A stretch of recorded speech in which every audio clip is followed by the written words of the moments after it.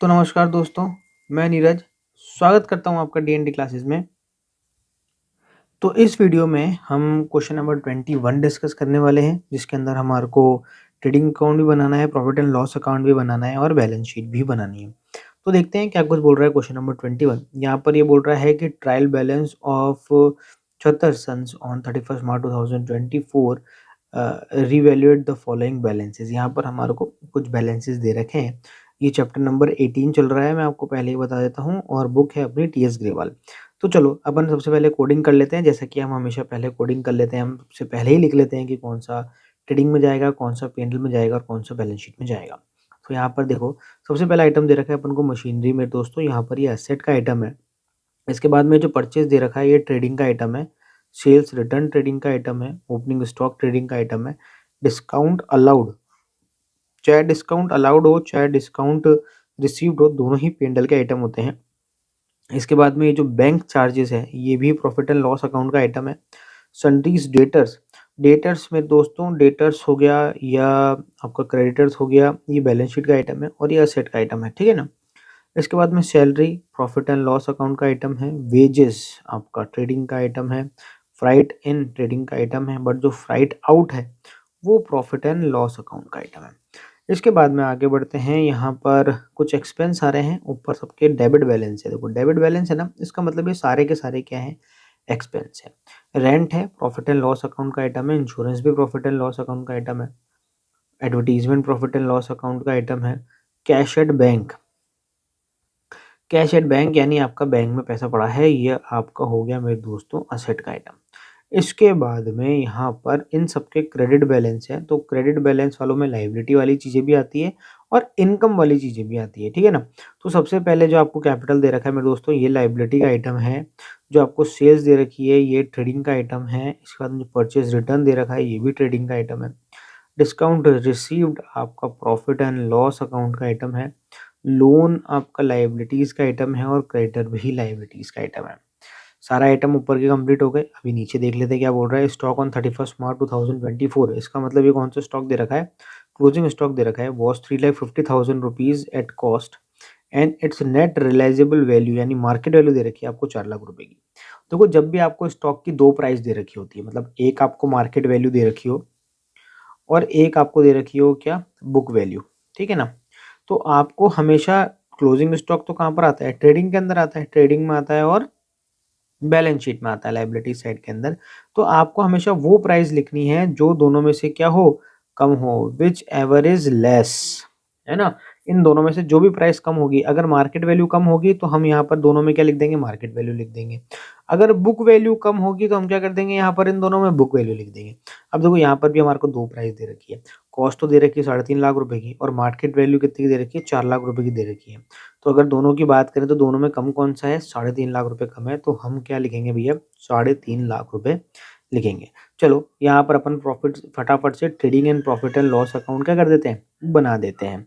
यहाँ पर सबसे पहला आइटम ट्रेडिंग में आपका क्या आ जाएगा, ओपनिंग स्टॉक। तो अपन यहाँ पर क्या लिख देंगे, टू ओपनिंग स्टॉक। और ये आपका ओपनिंग स्टॉक दे रखा है यहाँ पर 4 लाख रुपए का, ये आ गया भैया 4 लाख रुपए। फटाफट से इसको क्या कर दो, हाथों हाथ काट दो। इसके बाद में लिखेंगे भैया टू परचेज। अब परचेज दे रखी है आपकी 5,80,000 रुपए की, अंदर ही लिखेंगे 5,80,000 रुपये। अपन क्या करेंगे, यहाँ पर माइनस करेंगे परचेज रिटर्न। सबसे पहले तो 5,80,000 हटाओ। अब क्वेश्चन में अपन को परचेज रिटर्न भी दे रखी है, कहाँ दे रखी थी, आई थी ये रही 12,750 की, 12,750 की परचेज रिटर्न थी। परचेज रिटर्न को भी यहाँ से क्या करो, अब काट दो। अब क्या करने का है अपन को, इसमें से माइनस करके लिखने का है। चलो फटाफट से लिख देते हैं, 5,80,000 प्लस 12,750। तो मेरे दोस्तों ये आ रहा है 5,92,750। मैंने प्लस कर दिया माइनस कर दिया, बताओ, गलती से मैंने इसको प्लस कर दिया, वापस माइनस करना पड़ेगा। 12,750, तो ये आ रहा है 5,67,250, 5,67,250 ये हो गया। चले भैया आगे बढ़ते हैं। अब हम सारे के सारे डायरेक्ट एक्सपेंस लिखेंगे। देखो तो डायरेक्ट एक्सपेंस के अंदर आ रहा है सबसे पहला वेजेस। वेजेस दे रखा है आपका 1 लाख रुपए का, हटा दो इसको। अब इसके बाद में फ्लाइट इन,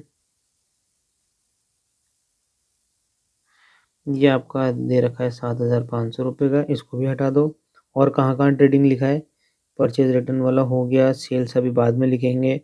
बस डायरेक्ट एक्सपेंस तो मेरे दोस्तों सारे के सारे खत्म हो गए हैं, बस इतने ही है डायरेक्ट एक्सपेंस दो ही। अब क्या लिखना है फटाफट से अपन को, यहाँ पर लिखना है बाय सेल्स। अब सेल्स आप देखो कितनी दे रखी है अपन को, 12,70,000 रुपये की, बट अपन को यहाँ पर सेल्स रिटर्न भी है 12,70,000 काटो, सेल्स रिटर्न इस तरफ दे रखी है 10,000 रुपये की, सीधा सीधा माइनस कर देंगे तो कितना आ जाएगा 12,60,000। चले भैया ये 10,000 भी हटा दें यहाँ से, लो भैया ये भी हट गए। अब अपन को लिखना है क्या, क्लोजिंग स्टॉक, अपन बाय लिख देंगे भैया क्या, क्लोजिंग स्टॉक। अब जैसा कि मैंने आपको पहले ही बता दिया, क्लोजिंग स्टॉक की दो प्राइस दे रखी है, पर अपन को कम वाली लेनी है, तो 3.5 लाख रुपए अपन ने लिख दिए। अब क्या करें मेरे दोस्तों, फटाफट से क्या निकाल लेते हैं अपन, तो इसका ग्रॉस प्रॉफिट या ग्रॉस लॉस निकाल लेते हैं, मतलब बैलेंस निकाल लेते हैं। ठीक है, बैलेंस निकालने के लिए क्या करना पड़ेगा, आपको देखना पड़ेगा कि कौन सी साइड की टोटल क्या है, ज़्यादा है। तो जहाँ तक मुझे साफ साफ नज़र आ रही है, यहाँ पर क्रेडिट साइड टोटल ज़्यादा दिख रही है। कितनी है, 12,60,000 तो ऊपर दे रखे हैं, उसके बाद में 3,50,000 हमारे को और जोड़ने हैं, तो ये हो रहे हैं भैया 16,10,000 रुपीज़। अब डेबिट साइड टोटल देख लेते हैं कितनी आ रही है, डेबिट टोटल आ रही है 4 लाख प्लस 5,67,250 प्लस 1 लाख और प्लस आ जाएगा आपका 7,500। और दोस्तों आ रही है 10,74,750 टोटल आ रही है डेबिट साइड की, जो कि कम आ रही है। तो हम क्या कर लेते हैं, माइनस कर लेते हैं इसको 16,10,000 में से, तो ये आ जाएगा मेरे दोस्तों 5,35,250। तो 5,35,250 अगर मैं इधर और लिख दूंगा, तो अब यहाँ की टोटल भी कितनी हो जाएगी, 16,10,000 रुपीज़। तो मेरे दोस्तों यहाँ पर ये अपना जो निकला है, ये क्या निकला है, ग्रॉस प्रॉफिट निकला है बैलेंसिंग फिगर से।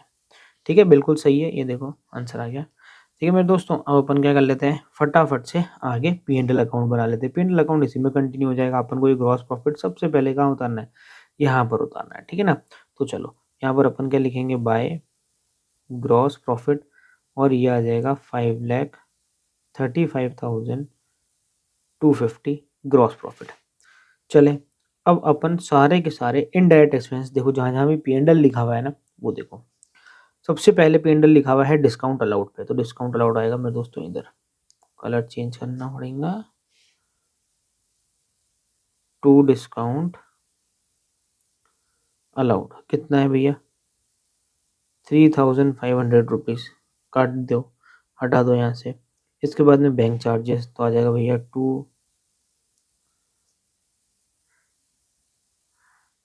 बैंक चार्जेस 750, ये भी हटा दो।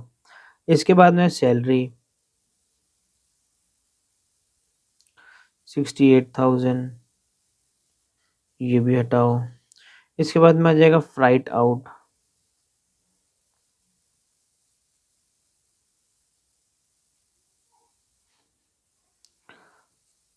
₹12,000, ये भी हटाओ। इसके बाद में P&L, ये देखो यहाँ पर तो लाइन से P&L के आइटम दे रखे हैं। रेंट आ रहा है 20,000 रुपये का। इसके बाद में इंश्योरेंस आ रहा है 10,000 रुपये का।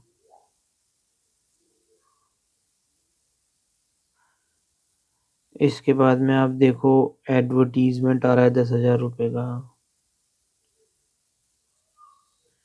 दो आइटम 10,000 रुपये के लाइन से, तो 20,000 भी काटने, 10 भी काटने और ये 10 भी काटने। ठीक है, इसके बाद में और कहाँ पे डाल रहा है, यहाँ पर आ रहा है डिस्काउंट रिसीव, तो वो इधर आ जाएगा मेरे दोस्तों, bye discount receive, credit side में आ जाएगा 8,000 रुपये का।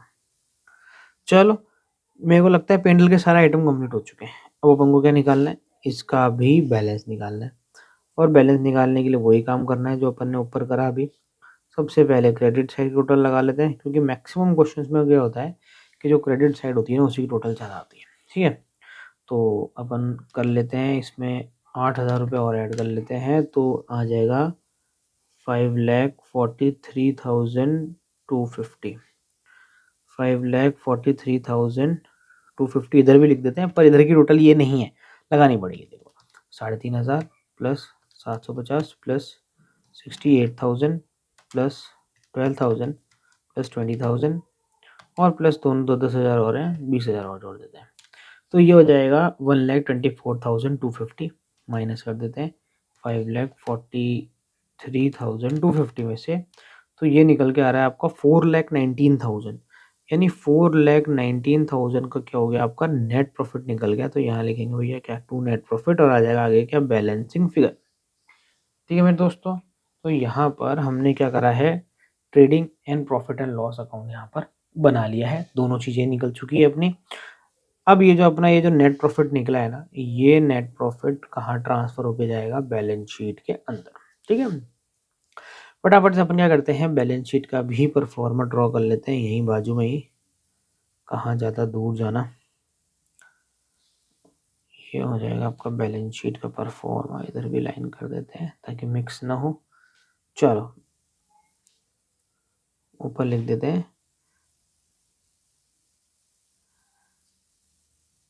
Balance sheet as on 31 March 2024। चलो अब देखो, ये वाली साइड ये वाली साइड तो है आपकी लाइबिलिटी साइड, और ये वाली साइड क्या, एसेट साइड है, पता ही है, इसलिए मैं दोबारा नहीं लिख रहा। चलें सीधे अपन आइटम लिखना शुरू करते हैं। सबसे ऊपर ऊपर जो आइटम दे रखा है, मशीनरी दे रखी है, ये आइटम हो गया आपका असेट का। मशीनरी दे रखी है मेरे दोस्तों 10 लाख रुपए की, खुशी खुशी 10 लाख रुपए लिख दो, और ऊपर से खुशी खुशी काट भी दो। अब इस साइड में और कौन सा आइटम बन रहा है, डेटर्स, डेटर्स भी लिख देते हैं भैया। सन्टीज डेटर दे रखे हैं 4.5 लाख रुपए के, अच्छी बात है, इसको भी काट दो। अब और कोई बच रहा है इस वाली साइड में आइटम, ये वाली साइड अपनी पूरी की पूरी क्या हो चुकी है, कंप्लीट हो चुकी है। अब आ जाते हैं इस वाली साइड में, कहाँ दिख रहा है, कैश इन हैंड दिख रहा है, कैश इन हैंड तो यहाँ पर आ जाएगा, कैश एट बैंक हैंड, क्या कैश एट बैंक आ जाएगा आपका 69,000 रुपीज़ कंप्लीट। ऊपर वाली साइड भी कंप्लीट, नीचे वाली साइड आ जाओ, यहाँ पर दे रखा है सबसे पहले आपको कैपिटल। अब कैपिटल मैंने आपको बार बार बताया है, कैपिटल की अमाउंट सीधे ही बाहर नहीं लिखनी होती है, आपको इसमें कुछ एडजस्टमेंट करने होते हैं। जैसा सबसे पहले आपको इसमें ऐड क्या करना है, नेट प्रॉफिट।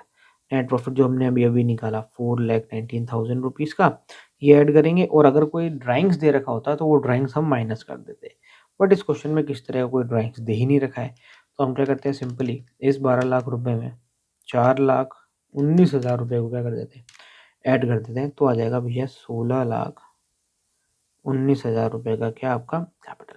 ठीक है, सही लिख देते हैं इसको, सही नहीं लिखा, 16,19,000 रुपये।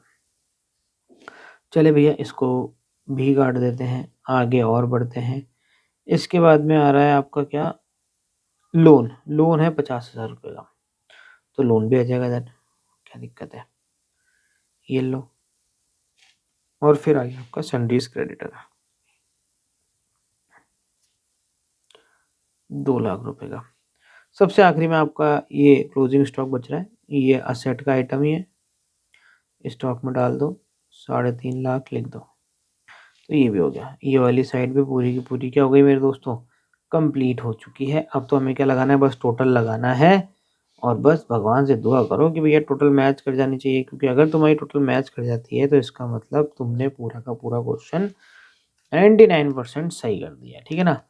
सबसे पहले लाइबिलिटी साइड टोटल लगा लेता हूँ मैं, प्लस 50,000 प्लस 2 लाख, तो मेरे दोस्तों टोटल आ रही है 18,69,000, 18,69,000। चलो फटाफट से असेट साइड की भी लगा लेते हैं, 10 lakh plus 3.5 lakh plus 4,50,000 plus 69,000। मेरे दोस्तों इधर की भी आ रही है कितनी, 18,69,000 इधर की भी टोटल आ रही है। तो मेरे दोस्तों यहाँ पर आपकी पूरी की पूरी टोटल मैच कर गई बैलेंस शीट की, तो ये क्वेश्चन भी अच्छे से ख़त्म हो चुका है। अब मिलते हैं आपसे एक और नए क्वेश्चन के अंदर, एक और नए जवाब के साथ में। जब तक के लिए मस्त रहें, स्वस्थ रहें, खाते पीते रहें। जय हिंद।